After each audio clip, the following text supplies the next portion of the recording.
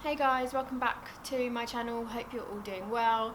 I feel like I haven't been on here in so long, which is probably true, and I've just been completely swamped with work and it's been a crazy couple of months. I'm not sure if it's going to be slowing down, to be honest. This is the busiest time of year for me, so I'm just going to try my best to film as many videos as I can. I'm still going to try and get at least one video per week out for you.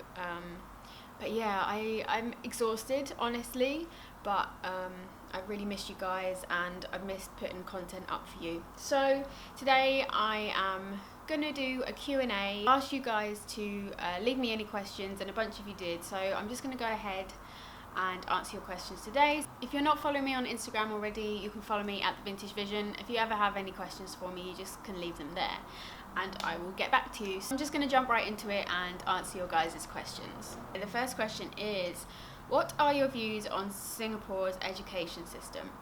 Obviously I haven't studied here, so I can't really answer that. Did leave a few of my thoughts on Singapore education in my thoughts on Singapore culture video, so I'll leave that in an iCard up here for you guys.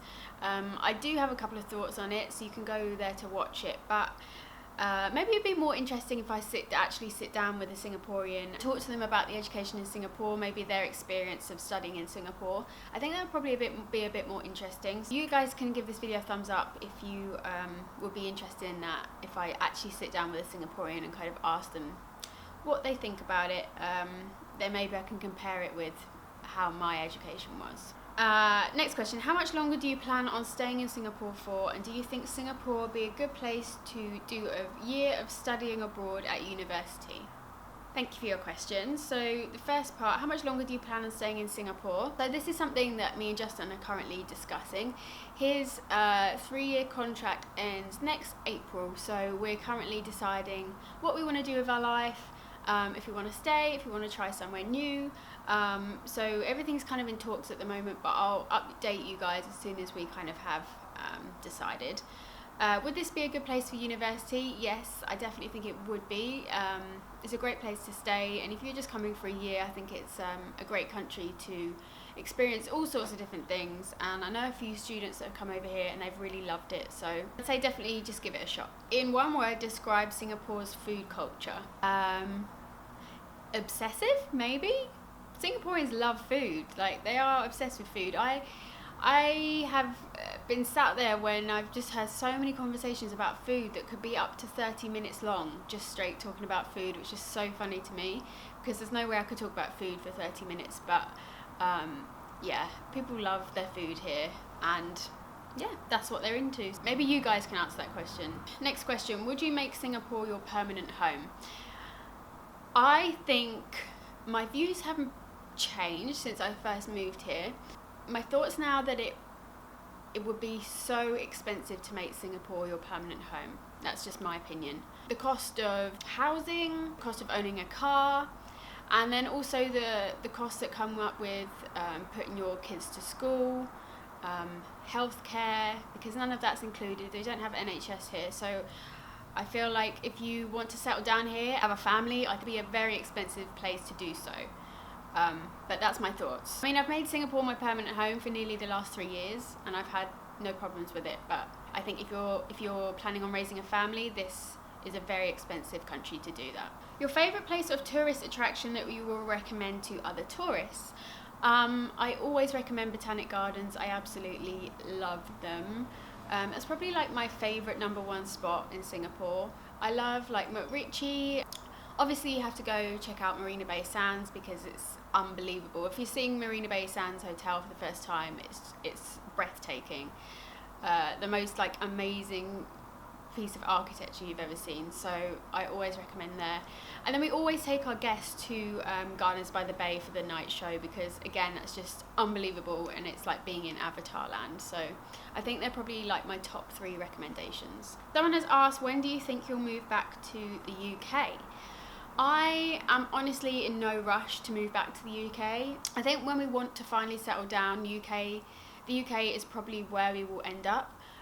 But for now, I'm really not in any rush to go back. I can't face the weather there. I'm not ready for it.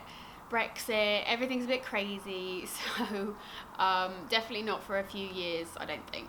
Someone has asked, what do you think Singapore can improve on? Which is an interesting question.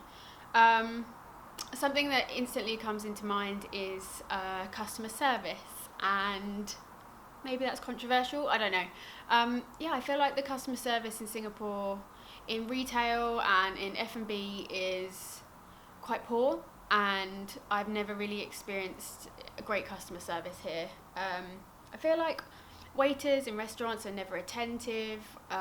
There's so many times that I'll go to pay for something and the cashier won't even say a word to you, which I find so bizarre, like not even saying hello or saying what the total is, which I find really strange. So I think customer service is definitely something Singapore can improve on. I'm not sure why it is so lacking. Maybe you guys can let me know.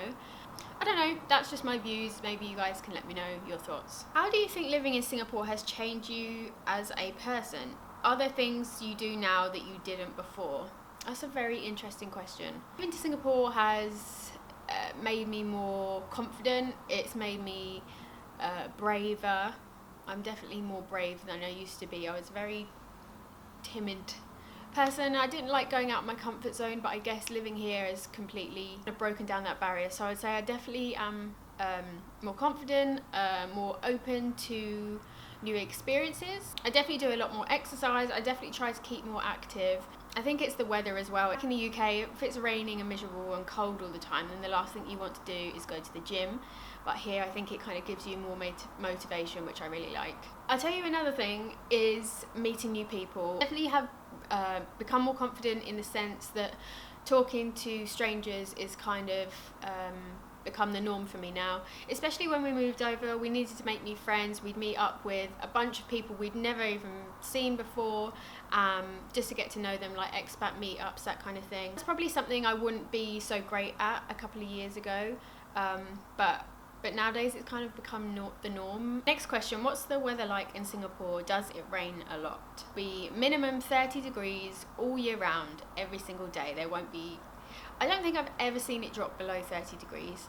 And yes, it does rain every so often, but I mean, I was used to it raining all the time in the UK, so rain doesn't bother me, but it's just the intensity of the rainfalls here are obviously very heavy. I love watching like the storm come in. I really enjoy that, and it can be cozy when you have like a nice like rainy day in, just to, I don't know, chill and watch Netflix or whatever. So how similar are fashion trends in Singapore and in the UK, and has your clothing style been influenced in any way from living in Singapore?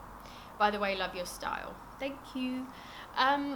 Yeah, I think my style has definitely been influenced here. Even people have said to me like they think my style is like more Asian now.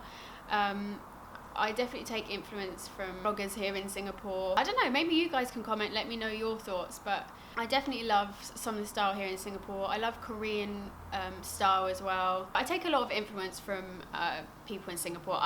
I'm a bit weird, like I'll snap people randomly on the street without them knowing, just to like take inspiration from their outfits. So I do that sometimes, but yeah, I think being in Singapore definitely has changed my style. I think I was a bit more like grungy when I was back in the UK, but I think it's definitely changed after being here. What's your favourite food in Singapore, and has that changed since you have gotten here? One of my favourite foods back in the UK was Indian food, and I still absolutely love Indian food here. It's amazing. That will always be one of my favourites.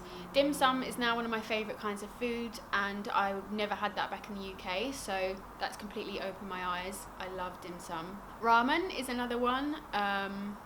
I never ate ramen back home, and now ramen is one of my favourite foods as well. So I really love food from all different cultures. I love a bit of everything, to be honest. But yeah, my favourite foods probably have changed.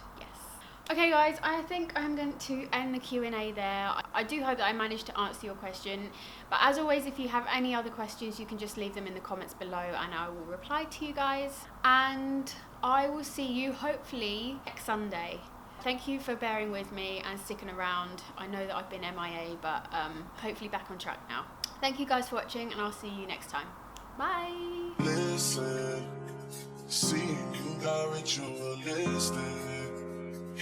cleansing my soul of addiction for now, 'cause I'm falling apart.